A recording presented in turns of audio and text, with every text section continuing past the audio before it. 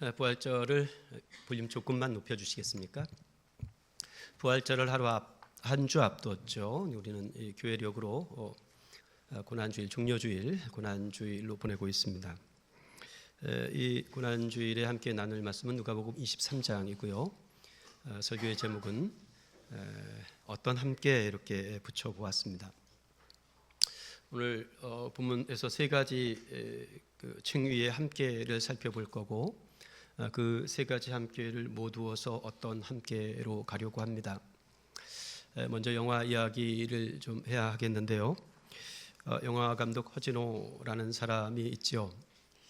우리나라 감독 중에서 멜로 영화를 가장 잘, 에로 영화 말고요. 무슨 부인하는 그런 에로 영화 말고요. 멜로 영화를 가장 잘 만드는 멜로 영화의 대가라 자타가 공인하는 감독입니다. 많은 분들이 보셨을 텐데 8월의 크리스마스 보셨습니까? 혹은 봄날은 간다 보셨나요? 여러 번 말씀드리지만 성경만 보지 말고 제발 드라마도 좀 보시고 영화도 좀 보시라고 이연사.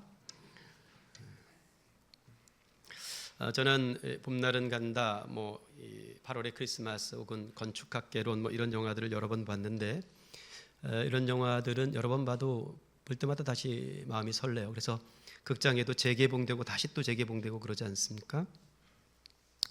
수천만, 천만 이렇게 모아서 좋은 영화와 또 다른 그러한 결의 좋은 영화들이죠. 봄날은 간다라는 영화의 그 명대사들을 우리가 무슨 외듯이 수것처럼 외듯이 속담처럼 외듯이 다는 그런 대사들이 있습니다. 이를테면 사랑이 어떻게 변하니 이런 말이 봄날은 간다에서 나온 말이죠. 라면 아셨어요? 그 대사? 이런 대사들이 봄날은 간다에 나오는 명대사입니다. 봄날은 간다는 여러 컷의 명장면을 남기기도 했습니다. 이 영화의 첫 장면이 소리를 따는 그런 장면이에요. 영화의 남자 주인공이 소리 따는 일을 하는 사람입니다. 우리가 영화 드라마 이런 데 보면 말이 다그닥 이렇게 가면 그 소리가 카메라가 말 따라가면서 마이크 댈 수가 없잖아요. 그래서 그 소리를 따서 더빙한다 하나요? 얹히는 겁니다. 그런 소리를 모으죠. 바람 소리도 모으고 이런 일을 하는 사람인데 이 상우라는 극중인물이 첫 장면이 막 사귀기 시작한 자기 여자친구와 함께 그 대나무 숲에서 바람에 스치는 대나무 숲 소리를 따는 장면이에요. 참 아름답습니다. 이 봄날은 간다라는 영화는 그냥 그 영상 자체가 아름다워. 이게 박찬욱 감독의 그 미장센의 아름다움과는 또 다른 결이에요. 그냥 이 보여지는 자연으로 아름다운 그런 장면들인데 첫 장면의 아름다움과 함께 마지막 장면도 참 명장면이죠. 아름다운 장면입니다. 실연한 남자 주인공이 자기가 수집한 그 소리를 헤드폰을 끼고 듣는 장면인데 그 듣는 장소가 갈대 숲이 우거지는 참 아름다운 그런 곳에서 그 음을 다시 듣습니다. 이 영화의 마지막 엔딩은 이별 장면인데요. 벚꽃 가득한 이 봄날의 이별 장면입니다. 이렇게 봄날은 간다 아닙니까? 네 사랑은 봄날처럼 살며시 아주 감미롭게 찾아오는 거죠. 그러다가 여름처럼 활활 타오르고 가을처럼 쓸쓸하게 빠져나가기도 합니다. 그렇게 적막한 겨울을 지나고 나서 다시 맞은 봄에 헤어졌던 연인이 다시 만나요. 그리고 그 두 사람이 찐 이별을 하는 장면, 그게 이제 마지막 장면이에요. 벚꽃이 흐드러지게 핀 거리에서 은수 이영애 씨의 20대 20살 이영애 씨를 볼 수 있는 영화죠. 은수 이영애 씨가 상우에게 그 남자 주인공 이름이 뭐죠? 유지태, 20살 유지태를 볼 수 있는 그런 영화인데 은수가 상우에게 그러죠. 우리 같이 있을까? 다시 시작해 볼까? 이런 이야기죠. 내 남자 주인공이 조그만 화분 하나를 내밀어요. 그리고 그게 무슨 뜻인지 알고 그 화분을 받고 여주인공이 돌아가는 장면. 그 마지막 장면의 포커싱이 참 흥미롭죠. 남자 주인공만 비춰주고 여자 주인공은 아주 흐릿하게 처리되는, 이렇게 끝나는 그런 영화입니다. 우리 같이 있을까? 도무지 같이 있고 싶지 않은, 도저히 같이 있을 수 없는 사람이 있습니다. 영화 왕과 사는 남자의 수양대군과 단종이 그렇죠. 저 사람과 같이 있으면 내가 죽을 것 같고, 또 내가 죽지 않으면 저 사람을 죽일 것 같아서 대군은 어린 조카 왕을 유배지로 보냅니다. 그런데 그것만으로는 마음이 놓이질 않아요. 그래서 기어이 어린 조카를 죽입니다. 같이 있고 싶긴 하지만 같이 있을 수 없는 경우도 있죠. 왕과 사는 남자 엄흥도는 왕과 같이 있고 싶었습니다. 하지만 아주 조만한 산골의 촌장이었던 엄흥도는 유배된 왕과 같이 있을 힘을 가지지 못합니다. 그래서 끝내 왕과 사는 남자는 제 손으로 같이 있고 싶은 왕의 마지막 길을 준비해야 했습니다. 오늘 살펴 읽은 본문에는 예수 왕이 죽음의 자리로 끌려가는 장면이 들어 있습니다. 유대인의 왕 예수가 십자가에 매달려 죽기까지 누가 함께 있었는가, 그리고 어떻게 함께 있었는가, 그 여러 층위의 함께를 살피면서 그들과는 또 다른 어떤 함께, 예수의 함께를 좀 주목해 보려고 합니다. 본문에 나타난 세 가지 함께와 나머지 함께에 관한 이야기. 그 첫 번째 함께는 구레네 사람 시몬에 관한 이야기입니다. 시몬 이야기는 오늘 본문에서 아주 간략하게 처리되고 있습니다. 23장 26절을 보겠습니다. 같이 한번 읽어볼까요? 시작. 그들이 예수를 끌고 갈 때에 시몬이라는 구레네 사람이 시골에서 오는 것을 붙들어 그에게 십자가를 지워 예수를 따르게 하더라. 병사들의 신문은 아주 모질었죠. 만신창이가 된 예수께서 기어이 십자가를 지고 가십니다. 십자가 형틀이라는 게 멀쩡한 몸으로도 지고 가기 어려운 형틀이에요. 저같이 이렇게 모자란 프레임이 이게 나무젓가락 같은 사람들은 십자가 형틀을 지고 갈 수 없을 것 같아요. 우리 건장한 여기 계시죠? 우리 나재현, 우리 박민호, 이런 건장한 사람들은 또 모르겠습니다. 우리 정민영 성교사님은 이렇게 한 손으로 이렇게 쥐고 가실 것 같긴 한데, 이렇게 손가락에 얹어가지고 갈 수 있을 것 같긴 한데, 저 같은 사람은 멀쩡한 몸으로도 지고 가기가 어려운 형틀입니다. 만신창이 몸으로는 그냥 자기 한 몸 건사하기도 힘들어요. 근데 그러던 중에 그때 마침 저 시골에서 올라온 시몬이 병사들 눈에 띄었습니다. 병사들에게 붙잡혀가지고 예수가 져야 할 그 십자가를 자기가 대신 지고 예수를 따랐다는 거예요. 여기서 예수를 따랐다는 이야기는 예수가 먼저 가고, 그 십자가를 질 수 없는 몸이 되었으니까 예수가 먼저 가고 예수가 져야 할 십자가를 대신 지고 그 뒤를 조절조절 따라갔다는 이야기입니다. 같은 장면을 기술하고 있는 마태나 마가도 이 대목을 아주 간략하게 적고 있습니다. 요한은 아예 기술하지 않고 있죠. 다만 다른 복음서 마태나 마가복음에는 병정에게 붙잡힌 이 시몬의 십자가가 억지로 강제로 지워진 십자가였다는 것을 덧붙이고 있습니다. 로마 병사들에게는 오리동행권 이런 게 있습니다. 다 같이 한번 따라해 볼까요? 오리동행권. 예수님 말씀 중에 억지로 오리를 가게 하거든 심리를 가게 해주어라.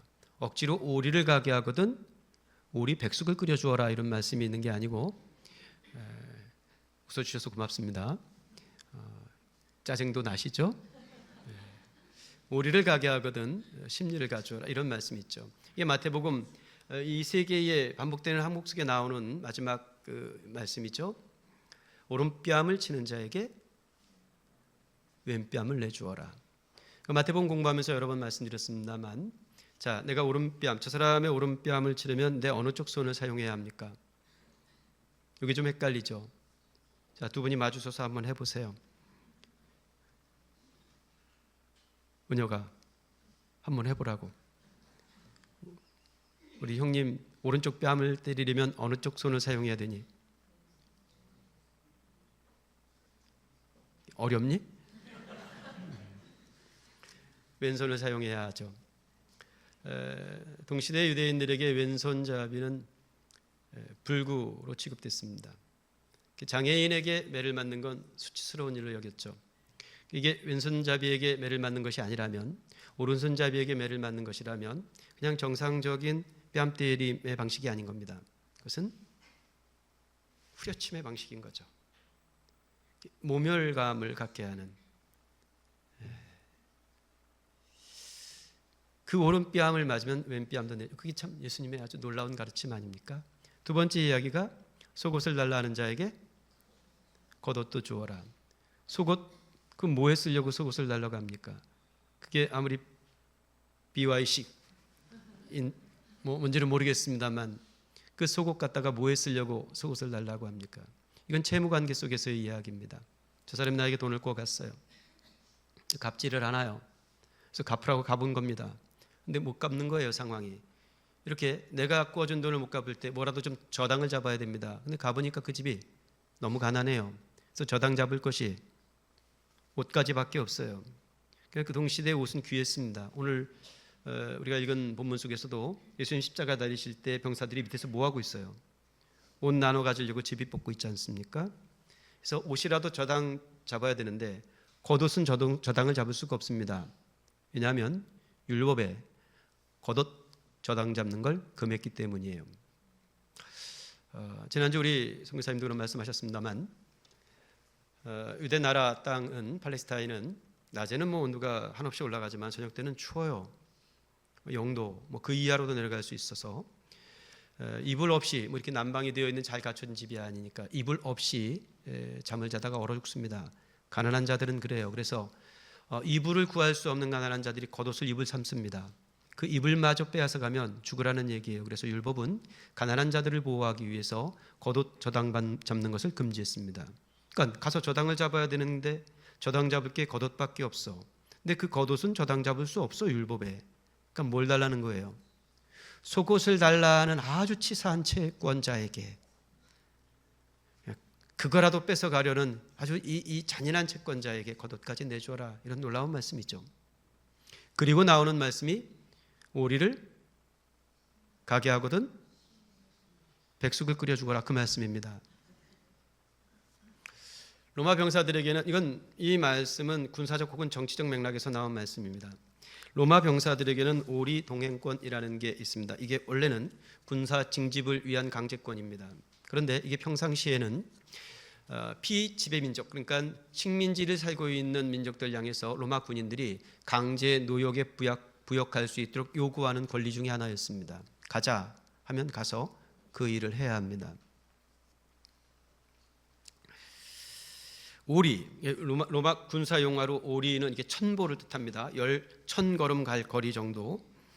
오리 심리 이야기가 바로 그거죠. 그러니까 오리 동행권을 내밀면 꼼짝을 못해. 이게 법적 조항이기 때문에 오리를 가자 하면 꼼짝없이 따라야 합니다. 그걸 거절하면 법 위반이 돼요. 졸지에 죄인이 돼서 잡혀갑니다. 그러니까 도리가 없는 거예요.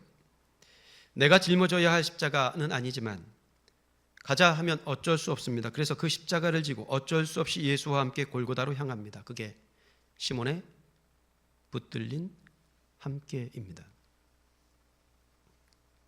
저는 이 대목이 참 흥미롭습니다. 시몬은 붙들려서 예수와 같이 있었고 끝까지 그 골고다 언덕까지 따라갔습니다. 하지만 정작 예수와 함께 있었던 지난 3년여 동안 예수를 따라다녔던 제자들은 붙들리는 게 무서워서 다 도망을 갔습니다. 붙들리는 게 무서운 또 다른 시몬, 누구죠? 베드로는 예수를, 그 붙들리는 게 무서워서 예수를 모른다고 저주하면서 부인하기까지 했습니다. 다른 측면의 흥미로운 장면도 있습니다. 그가 행한 일에는 죽을 일이 없다. 누가 한 말이냐면 빌라도가 한 말이에요. 그 법정에서 총독의 법정에서 빌라도가 예수님을 신문하면서 내린 결론이에요. 아무리 뜯어봐도 이건 죽을 일이 아니야. 죽여달라고 데려왔는데 유대인들이 이거 살펴보니까 죽을 일이 아니야. 그가 행한 일에는 죽을 일이 없느니라. 빌라도는 죽을 죄가 없다는 걸 알고도 예수를 붙잡아 두었습니다. 예수를 놓아주려고도 했죠. 하지만 유대인 무리들은 소리를 지르면서 예수 놓아주는 걸 반대했습니다. 빌라도는 또다시 3번이나 거듭해서 예수를 놓아주려고 했습니다. 그런데 유대인들은 또다시 거듭해서 그러지 말라고 예수를 십자가에 못 박아야 한다고 소리를 질렀습니다.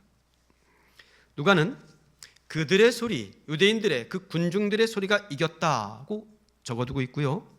빌라도가 그들의 뜻대로 하게 했다고도 적어두었습니다. 오늘 맥락에 맞는 이야기는 아닙니다만 그들의 뜻대로, 유대인들이 하자는 대로 그들의 뜻대로 하게 했다. 우리가 우리의 뜻대로 이루어지는 것이 얼마나 위험하고 무서운 일인지를 다시 한번 헤아려 보게 하는 대목입니다. 제자들은 붙들리는 걸 두려워했고 유대인들은 붙들어 두라고 소리를 질렀습니다.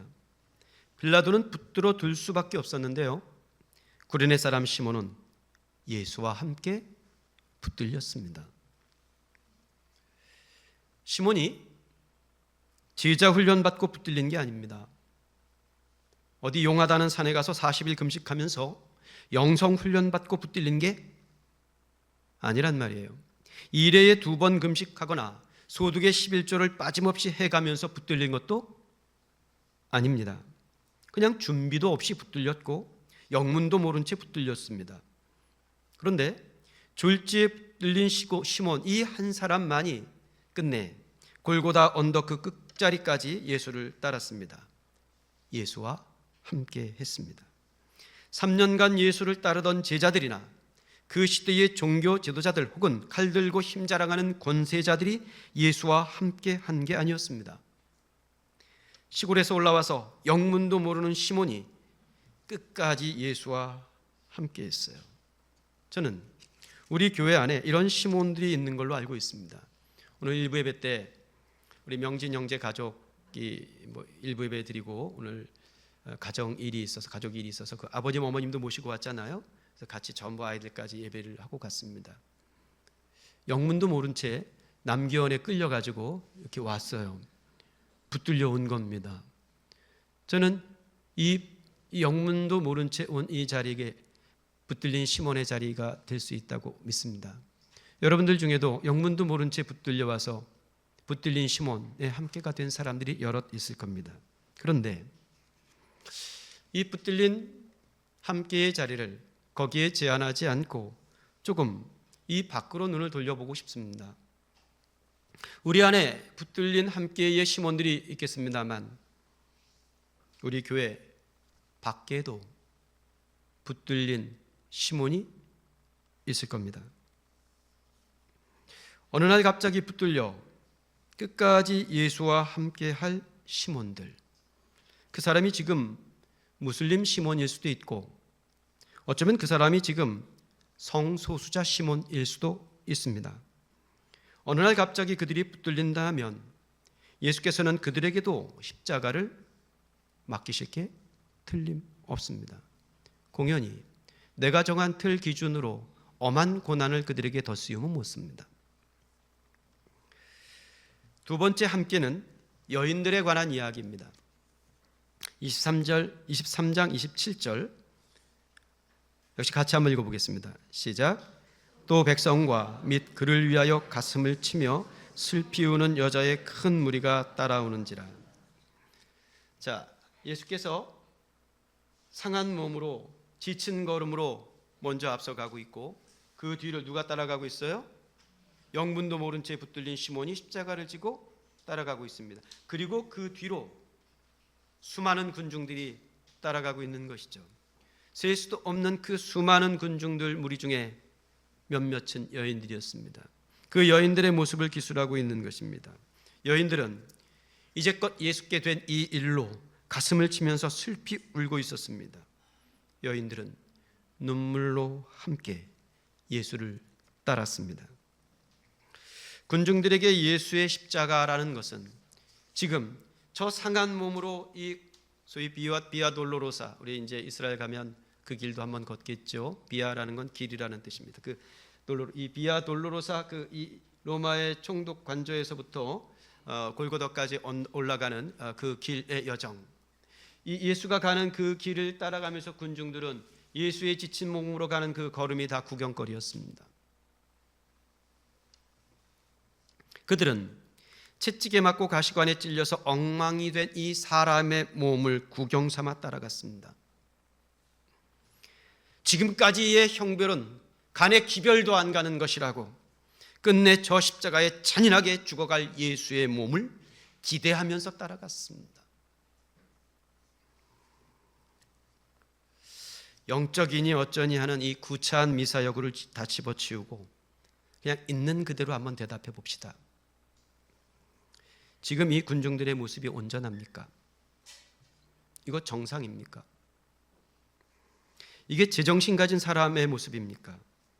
도대체 어떤 멘탈리티를 가지면 만신창이가 돼서 다 죽어가는 사람 뒤를 따르면서 더 죽여야 한다고, 다 죽여야 한다고, 더 잔인하게 죽여야 한다고 소리를 지를 수 있단 말입니까?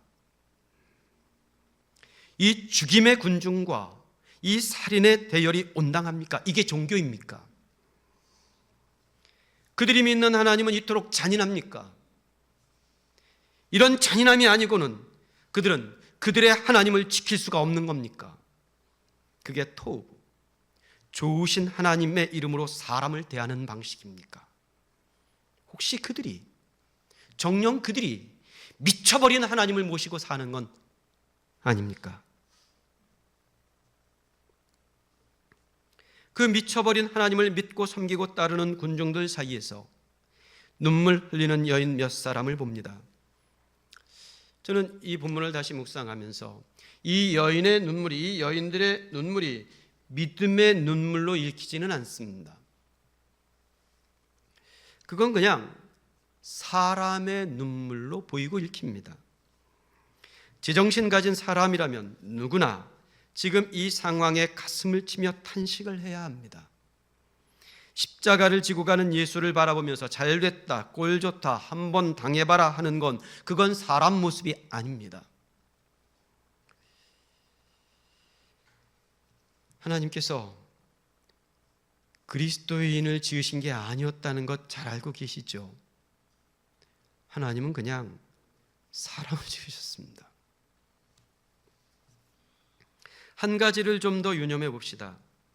눈물로 함께 당신을 따라오는 이 여인들을 향해서 예수께서 이렇게 말씀하셨다는 거예요. 28절 말씀 보겠습니다.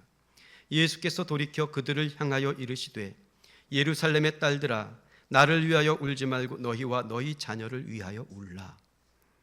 사실 오늘 우리가 이 본문을 살펴보면서 고난주간에 이 본문을 살펴 읽는 가장 중요한 이유이고 요절과 같은 말씀이기도 합니다. 자, 지금 예수님은 가던 길도 고된 터입니다. 그냥 한 걸음이 힘들어요. 겨우 한 걸음입니다. 그런데 그 지친 몸으로 길 가던 예수께서 가던 길을 멈추고 당신의 몸을 돌이키셨습니다. 돌이켜 여자들이 있는 쪽으로 몸을 돌려서 눈물 흘리며 따라오는 여인들을 향해서 이렇게 이르셨어요. 예루살렘의 딸들이여 나를 위해서 울지 마시오. 그대들을 위해서 눈물을 흘리시오. 그리고 그대들의 자녀들을 위해서 눈물을 흘리시오. 다음 주일이 부활절이고 부활절을 한 주 앞둔 오늘은 교회가 교회력으로 고난주일 종료주일로 정해둔 날입니다. 오늘부터 한 주간은 순환주간이 되죠. 이 주간의 교회는 그리스도의 순환을 기억하고 묵상하면서 예수 따름의 자리를 한 번 더 살피는 기회를 얻습니다. 그런데 그리스도의 순환을 지나치게 감정적, 감상적으로 받아들이는 건 좀 경계해야 합니다. 이건 고난주간 때마다 여러 번 드리는 말씀이에요. 예수께서 채찍에 맞으시고 가시 면류관을 쓰시고 십자가를 지신 그 일은 엄숙하고 경건하게 되새겨야 하는 게 맞습니다. 그런데 그 엄숙한 경건이 감정적 동요로 그치면 묻습니다. 순환절은 예수 십자가를 생각하면서 얼마나 아프셨을까 그 아픔을 나눠 가지려는 마음을 가지게 됩니다. 그 마음은 가상한 것이죠. 그런데 이 한 주간을 지내고 나면 우리는 다시 사셨네 사셨네, 예수 다시 사셨네 기쁨의 노래를 부르고 있을 겁니다. 옳지요. 예수께서는 순환을 다 마치셨고 부활하셨습니다. 고난주간은 부활하신 예수를 다시 십자가에 못 박는 절기가 아닙니다. 아니, 예수님은 해마다 괴로우실 것 같아요. 고난주간만 되면 다시 십자가에 못 박히셔야 돼. 한 번으로 끝내지 않고. 고난주간만 되면 우리는 예수님을 다시 십자가에 못 박으려고 드니까 예수님 좀 힘드실 것 같습니다. 순환, 고난은 이제 예수님의 몫이 아니고 우리의 몫이 되었습니다. 그분은 부활하셨다면서요. 부활하신 그분이 다시 순환을 받지는 않으십니다. 고난은 그분을 따르는 그냥 오롯이 우리의 몫이 되었습니다. 예수 고난을 생각하며 울 것이 아니라 우리에게 남겨진 고난을 위해서 울어야 합니다. 예수께서 우리에게 남기신 고난이 있는데 그것을 다 지지 못하겠다고 돌아선 우리의 자리를 두고 울어야 하고, 우리에게 남기신 고난을 감당할 때에 내게 버거워서 눈물을 흘려야 합니다. 그리고 이 땅에 남겨진 다른 모든 고난의 상황을 바라보면서 너희와 너희 자녀들을 위하여 울어야 합니다. 차제에 제가 일부 예배 때 이제 좀 굉장히 흥분하면서 설교를 했거든요. 그래서 2부 예배 때는 좀 차분하게 설교를, 제가 좀 차분하죠? 이렇게 흥분하지 않았죠? 차제에 좀 이렇게 맥락 속에서 한 가지를 좀 다시 분명히 바로잡고 가겠습니다. 이스라엘과 이란의 전쟁은 영적 전쟁이 아닙니다. 이 싸움은 이스라엘의 여호와와 이란의 알라가 싸우고 있는 게 아닙니다. 이란에 떨어진 미사일은 여호와가 쏴붙인 게 아닙니다. 어떤 여호와가 지금 미사일을 쏴붙여서 공부하고 있는 아이들 학교에 그 미사일이 떨어지게 해서 아무것도 모르는 170명의 아이들이 영문도 모른 채 죽어가게 합니까? 도대체 어떤 여호와가 거기다 미사일을 쏴댑니까? 그런 여호와라면 전 목사 노릇 그만두겠습니다. 그 미사일은 여호와가 쏜 것이 아니에요. 그 미사일이, 이스라엘이 쏜 미사일이 여호와가 쏜 것이라면 트럼프가 쏜 미사일은 예수가 쏜 미사일입니까?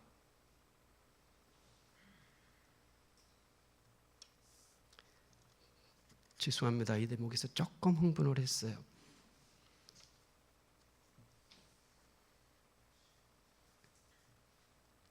그건 정신 나간 네타냐후가 쏘아 올린 미사일이고, 지금 이란에서 가장 고마워하는 사람이 트럼프라잖아요.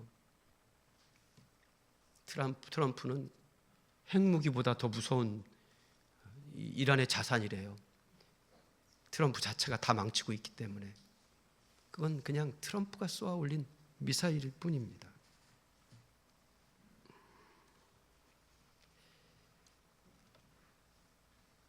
여호와도 예수도 심지어 알라도 미사일 쏘라고 가르치지 않았습니다.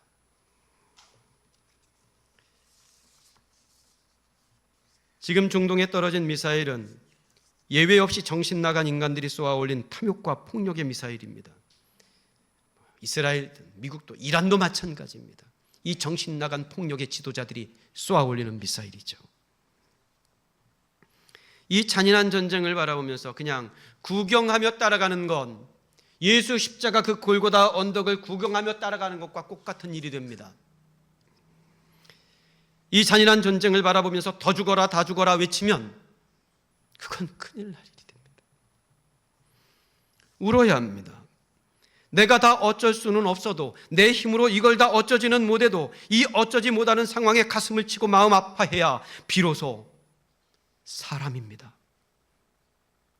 서북교회 다니시는 여러분, 그리고 앞으로도 계속 서북교회 다니실 여러분, 그런 생각이시죠? 대답 안 하시는 분들은 뭐예요? 좀 고민 중이세요? 서북교회 지체된 여러분들에게 간곡히 당부드립니다. 성도가 되기 전에 사람이 되어야 합니다. 고맙습니다. 누구예요? 사람 되셨네. 더 큰 믿음, 더 좋은 믿음 달라고 구할 것이 아니라 더 좋은 사람 되게 해달라고 구해야 합니다. 저는요, 믿음 좋다는 사람들이 왜 이렇게 무서운지 모르겠어요. 여러분은 안 그렇습니까? 믿음 좋다는 사람들이 제일 무서운 것 같아요. 믿음 좋은 사람 되어야지가 아니라 그냥 좋은 사람들이 되어 여호와를 바라보는 예수의 길을 따라가는 성도들이 될 수 있기를 축복합니다. 세 번째 함께는 강도들 이야기입니다. 갈보리 언덕에는 세 개의 십자가가 서 있었습니다. 예수와 함께 십자가에 매달린 또 다른 사람들, 또 다른 두 행악자도 사형을 받게 되어 예수와 함께 끌려가니라. 십자가는 세 개가 서 있는데 비난과 희롱은 예수가 달린 십자가 위로만 쏟아집니다. 예수가 달린 십자가 그 아래 군병들은 옷을 나눠 갖느라 정신없이 제비를 뽑고 있었고 백성들은 서서 어찌 되나 구경을 하고 있었습니다. 관리들은 비웃었고 군인들은 희롱을 했습니다. 내가 만일 유대인의 왕이면 내가 나를 구원하라. 그들의 구경과 비방과 희롱, 그들은 그걸 그치지 않았습니다. 예수께서 숨을 거두기 전 마지막 한순간까지 그들은 한 스푼의 긍휼도 내비치지 않았습니다. 저는 이 대목을 바라보면 예수께서 지금 당하고 계시는 저 십자가의 형틀, 그 모습이 잔인한 것이 아니라 그 십자가 아래서 펼쳐지고 있는 이 군중들, 이 군인들의 저 행태가 잔인한 인간의 모습을 보여주고 있는 것 같아 보입니다. 저들의 긍휼 없는 심판, 그들은 비방과 함께 예수를 바라보고 있습니다. 그런데 그들의 구경과 비난과 희롱은 어쩌면 예견된 일이기도 했습니다. 그런데 여기 전혀 예기치 않았던 비방이 등장을 합니다. 39절이죠. 같이 읽겠습니다. 시작. 달린 행악자 중 하나는 비방하여 이르되 네가 그리스도가 아니냐 너와 우리를 구원하라 하되. 비방과 함께 예수 곁에 머문 또 한 사람의 등장입니다. 십자가 형벌은 예수님만 받은 것이 아니에요. 두 강도도 똑같이 십자가 형벌을 받고 있습니다. 십자가 형벌은 모집니다. 그건 잔인한 형벌이에요. 그 잔인하고 모진 십자가 형벌을 당하면서도 비방할 힘이 남아있다는 게 어쩌면 용해 보입니다. 그 용한 힘이 안타깝죠. 도대체 어떤 억울함과 어떤 서러움이 얽히고 설키면 저렇게 죽는 자리에서도 남 탓을 하면서 비방을 멈추지 못할까? 못되게 살았어도 죽을 때가 되면 내가 아내가 정말 이 사람이 정말 미웠어도 그 병상에 찾아온 그 사람을 두고 저주를 퍼붓지는 않을 것 같은데, 네가 그리스도라면 너를 구원하라고, 너만 구원하지 말고 우리도 좀 같이 구원해달라고 소리를 칩니다. 비방과 함께한 이 구원의 요청은 진심이었을까요? 구원을 기대해서 하는 말이었을까요? 몇 년 동안 구원을 떠벌리고 다녔지만 제 몸도 구원 못하는 예수를 얕잡아 보면서 하는 말이 아니었을까요? 그러니 비방과 함께한 그의 구원 요청은 비겁하고 비열하고 비정합니다. 그 비겁하고 비열하고 비정한 비방의 언덕 위로 꾸짖는 한마디 소리가 들립니다. 40절과 41절이죠. 하나는 그 사람을 꾸짖어 이르되 네가 동일한 정죄를 받고서도 하나님을 두려워하지 아니하느냐. 우리는 우리가 행한 일에 상당한 보응을 받는 것이니 이에 당연하거니와 이 사람이 행한 것은 옳지 않은 것이 없느니라 하고. 도대체 저편 강도의 비방은 어디로부터 온 것일까요? 나는 옳게 살았는데 너는 옳지 않게 살았으니 내가 너에게 비방을 돌려주마 하는 맥락 속에서 온 것일까요? 이 편 강도는 그런 저편 강도를 꾸짖고 있습니다. 우리는 우리가 행한 것에 상당한 보응을 받는 것이라고. 저분은 죄가 없지 않느냐고. 저는 이 편 강도의 말에 은혜를 받습니다. 그 말이 옳은 말이라고 고개가 끄덕여집니다. 오래전 아내를 잃고 큰 어려움을 당하고 있을 때 누군가 내게 물었습니다. 목사님, 하나님이 원망스럽지 않으세요? 그 누군가가 최모경입니다. 우리 교회 다니기 전에 최모경, 저를 위로한다고 와서. 최모경 어디 있어? 저 이강용 어디 있어? 이강용 어디 있지? 미안해, 내가 최모경을 짝 붙여줘서 제가 중매를 했거든요. 목사님, 하나님이 원망스럽지 않으세요? 원망스럽지 않다고 대답했습니다. 이 일이 내 죄 때문에 된 일인지는 잘 모르겠지만 내가 하나님을 원망할 만큼 옳게 살지는 못했다고 대답을 했습니다. 예수, 그분의 어떠함을 알고 또 나의 나됨을 아는 이 편 강도가 마지막 부탁을 드립니다. 예수여, 당신의 나라에 임하실 때에 나를 기억하소서. 기억하소서 하는 말은 나를 불쌍히 여겨주십시오 하는 말입니다. 그게 이 편 강도 인생의 마지막 부탁이었습니다. 저편 강도의 마지막 한마디가 비방의 수레에 예수를 태워 올린 것이었다면 이 편 강도의 마지막 한마디는 비방의 지게를 지고 그 지게에 자기를 짊어졌습니다.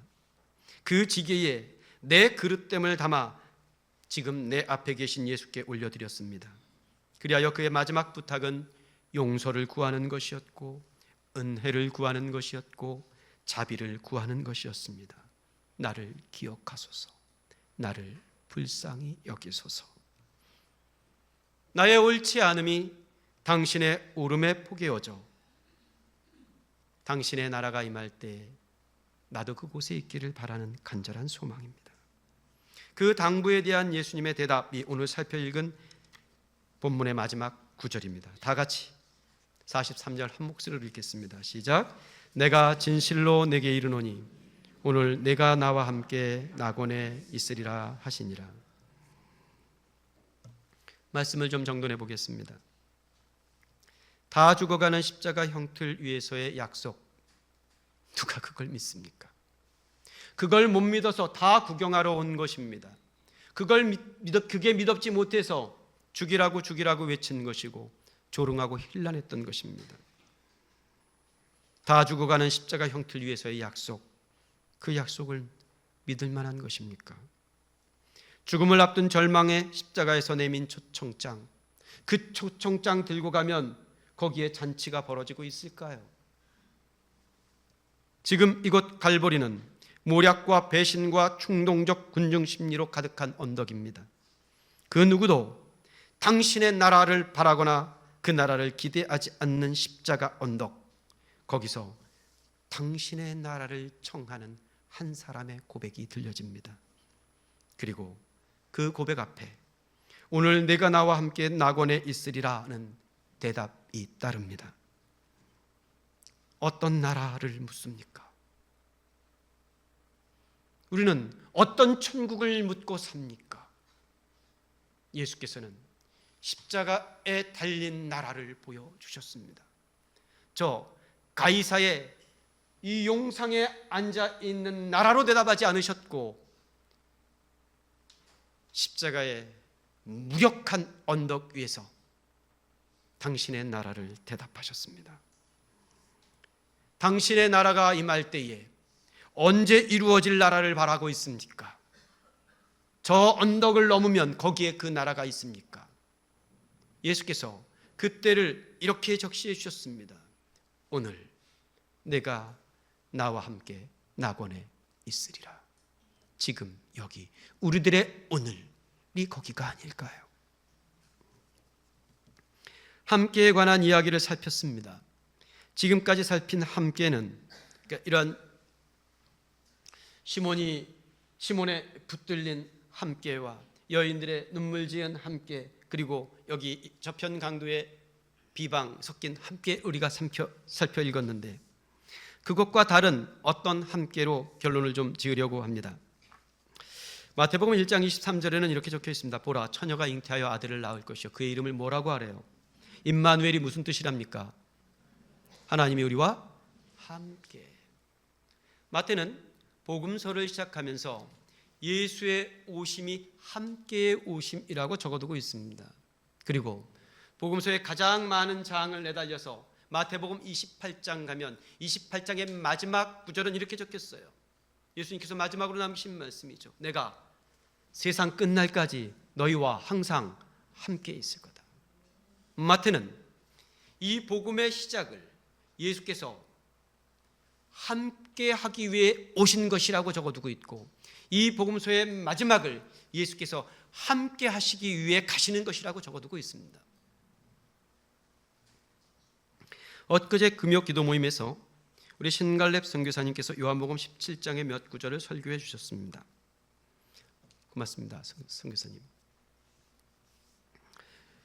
요한복음 17장은 이른바 예수님의 대제사장적 기도죠. 그러니까 주기도문 공부할 때, 주기도문 그러니까 주님의 기도, 주님께서 드리신 기도, 이렇게 잘못 알고 계신 분들이 더러 계시지 않습니까? 그러니까 주기도문은 예수님이 드린 기도문이기보다는 예수님께서 가르쳐 주신 기도문이죠. 주님의 기도는 따로 있습니다. 이를테면 겟세마네에서 드린 기도, 이게 주님의 기도이고, 그리고 아주 길게 기도를 모아둔 요한복음 17장, 이게 예수님께서 드린 기도문이에요. 그런데 이 기도문에는 이렇게 적혀 있습니다. 요한복음 17장 9절인데요.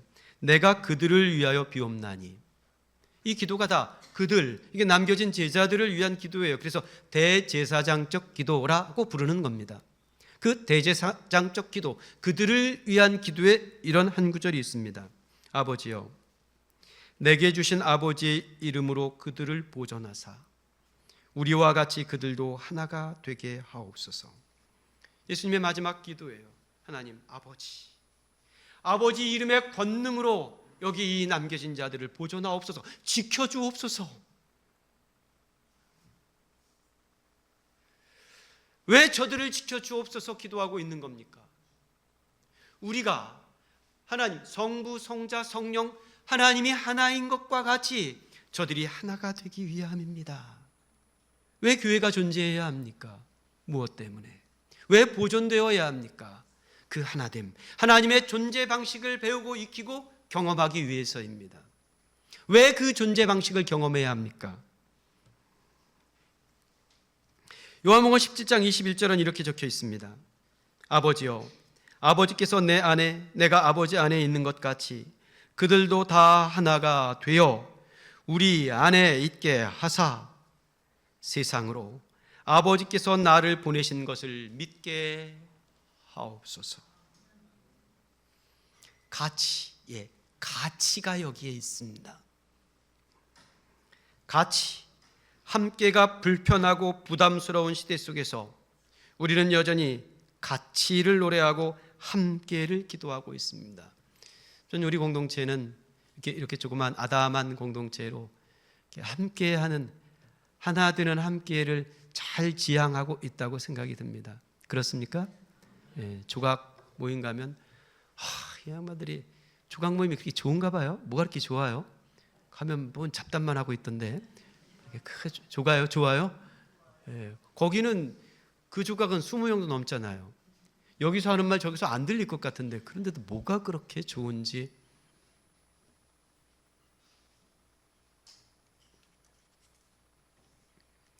하지만 우리의 노래와 우리의 기도, 그 가치와 함께를 노래하고 기도하는 우리의 모습은 자랑을 위한 건 아닙니다. 우리가 여전히 함께를 노래하고 그 함께를 기도하고 있다면 그 까닭은 세상을 위함이어야 합니다. 삼위 하나님께서 그냥 당신들 말의 노래로 끝내셨다면 굳이 세상을 창조하지 않으셨을 겁니다. 굳이 당신의 아들을 이 땅에 보내지도 않으셨을 겁니다. 당신들만의 노래가 아니라 다 같이 부를 노래를 위해서 사람을 지으셨고 사랑을 나눠주셨습니다. 그러잖아요. 하나님께서 사람을 지으셨다. 집사 짓지 않고 장로 짓지. 우리 교회는 장로님이 한 분 계신데 전혀 장로 같지 않아서 너무 고마워요. 장로 같았으면 제가 못 견딜 것 같아요. 목사 지으신 적 없고요. 선교사 지으신 적 없습니다. 무슨 목사와 선교사가 대단한 타이틀이라고. 그냥 사람 지으셨어요. 사람 노릇을 하라고. 그 사람 안에 사랑을 심어주셨고, 야야, 그 사랑 펼치면서 살아라. 그것이 우리가 하나 된 까닭입니다. 우리가 하나를 노래한다면, 이 함께를 노래한다면 우리를 사람으로 지으시고 그 사랑으로 살려는 하나님의 저의 본 뜻을 새겨 이 세상을 그 하나 된 자리로 불러 모으라고. 너희들만 하하호호 하지 말고, 저 사람들은 못됐다고 선긋지 말고 같이 불러 그냥 붙들린 시몬을 염두에 두고 함께 사랑을 이루어 가라고. 부활주일이 되면 계란 달걀 콘테스트를 합니다. 우리 데코팀에서 매년 주제를 정하는데 작년 주제는 너도 꽃 나도 꽃이었어요. 그거 주제에 맞춰서 달걀 모양 만드느라고 아주 죄송합니다. 머리 뽀개지셨었죠? 근데 올해 주제는 주는 평화래요. 이 주제를 들고 난감해 하시는 분들이 많더라고요. 여러 가지 아이디어를 내고 계실 텐데, 오늘 찬양팀이 부른 노래 마지막 구절에 하늘나라 평화 정의 죄악 세상 적신에, 이 고백 아니었습니까? 일부 예배 때 조순희 자매가 일부 예배 기도였거든요. 조순희 자매가요, 제가 기도문 달라 했습니다. 그래서 받았어요. 어제 3시간도 못 잤을 거예요. 3시, 4시나 잤을까요? 4시에도 잠 못 들었을 것 같아요. 그리고 오늘 일부 예배 나갔거든요. 교사니까. 제가 어제 2시 반에 교회에서 나갔는데요, 우리 순희 자매가 잠들 수 없는 상황을 제가 지켜봤어요.